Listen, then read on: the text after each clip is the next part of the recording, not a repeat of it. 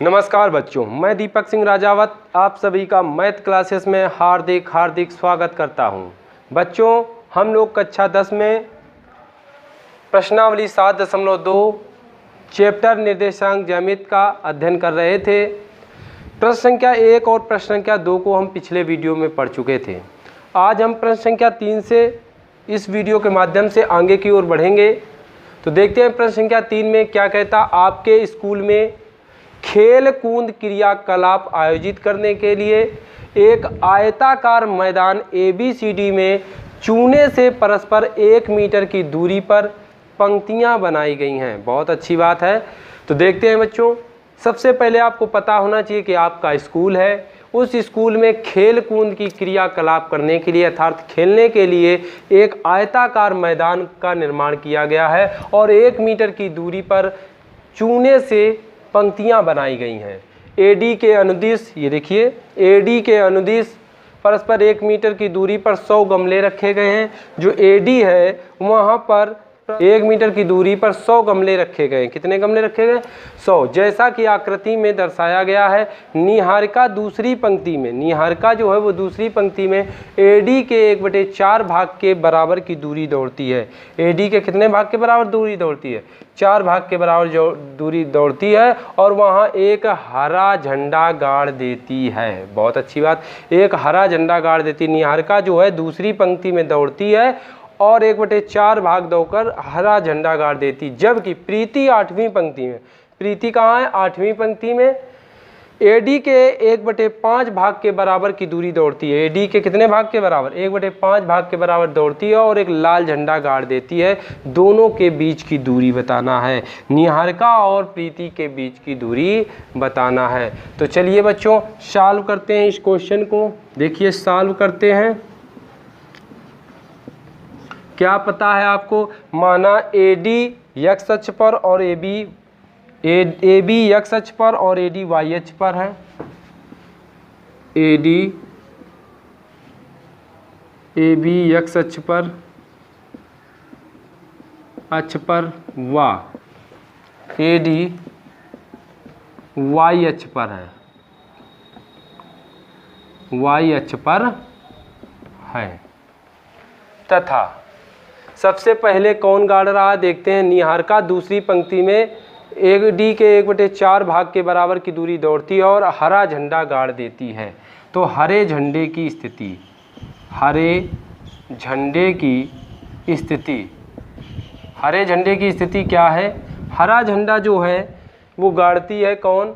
हरा झंडा गाड़ती है निहारिका। किस पंक्ति में है? दूसरी पंक्ति है। दूसरी पंक्ति में 1/4 भाग गाड़ती है। टोटल 100 गमले रखे गए हैं तो 100 का 1/4 गाड़ती है। अर्थात 4 दूनी 8, 2 बचा 4 पंचा 20, अर्थात 2, 25 से कम 25। ये हरे झंडे की स्थिति आ गई, मतलब दूसरी पंक्ति में 25 मीटर। अब इसके बाद प्रीति 8वीं पंक्ति में AD के 1/5 भाग के बराबर दूरी दौड़ती है और लाल झंडा गाड़ देती है। तो लाल झंडे की स्थिति निकालेंगे। लाल झंडे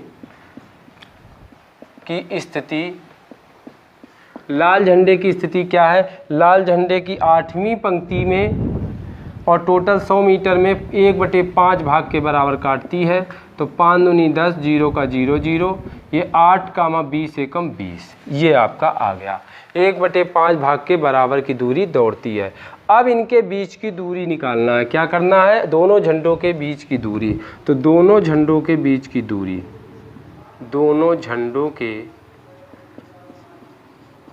बीच की दूरी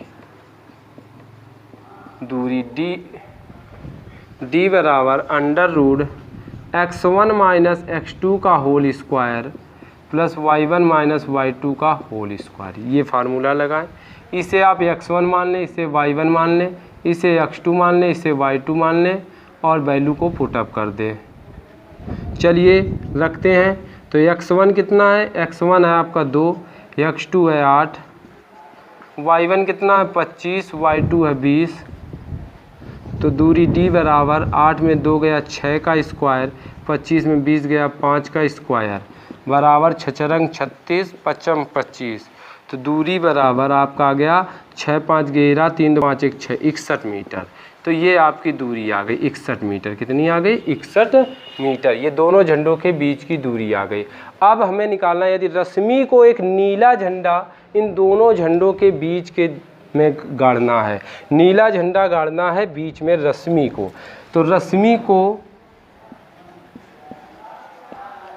को नीला झंडा गाड़ना है, नीला झंडा गाड़ना है। तो देखते हैं, ये जो बिंदु है ये हमारा रेखाखंड हो गया। यहाँ ए बिंदु है, मतलब 2,25 है, और यहाँ पर 8,20 है। ये आपका लाल झंडा हो गया, हरा झंडा हो गया, और ये आपका लाल झंडा हो गया। इसके बीच में ये हमें रश्मि को गाड़ना है, कैसा? नीला झंडा। तो नीला झंडा कैसे गाड़ेंगी रश्मि? तो देखिए, ये बीच का बिंदु निकालना है, अतः मध्य बिंदु का फार्मूला होता है मध्य बिंदु के निर्देशांक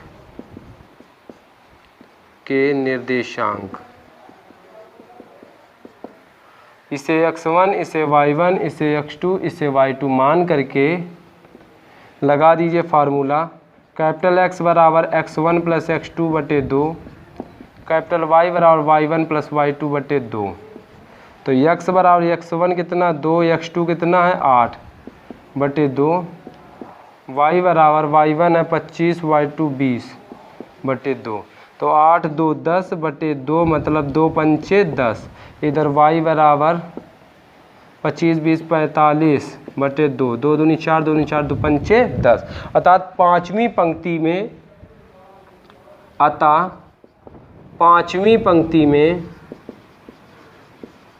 22.5 मीटर पर नीला झंडा गाड़ना होगा, नीला झंडा गाड़ना होगा। तो समझ में आया होगा। तो पाँचवीं पंक्ति में 22.5 मीटर पर नीला झंडा गाड़ना होगा। तो प्रश्न संख्या 4 को देखते हैं। प्रश्न संख्या 4 में लिखा गया, बिंदुओं -3, 10 और 6, -8 को जोड़ने वाले रेखाखंड को बिंदुओं -1, 6 किस अनुपात में विभाजित करता है।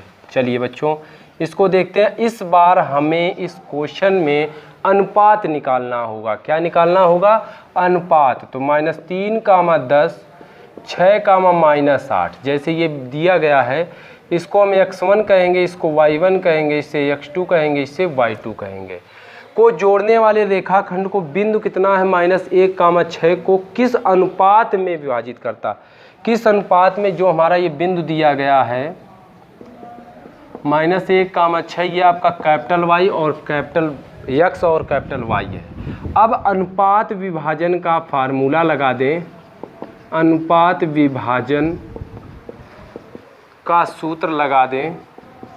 सूत्र से, अनुपात विभाजन के सूत्र से क्या होता है? कैपिटल X बराबर m1 x2 plus m2 x1 बटे m1 plus m2, capital Y बराबर m1 y2 plus m2 y1 बटे m1 plus m2, capital X कितना है -1, m1 कितना है पता नहीं, निकालना है। x2 कितना है 6 है, m2 कितना है निकालना है। x1 कितना है -3 है, m1 कितना है पता नहीं, m2 कितना पता नहीं, कैपिटल Y 6, m1 पता करना, y2 आपका -8, m2 कितना है m2 पता नहीं, y1 कितना है 10 है, m1 पता नहीं, m2 पता नहीं।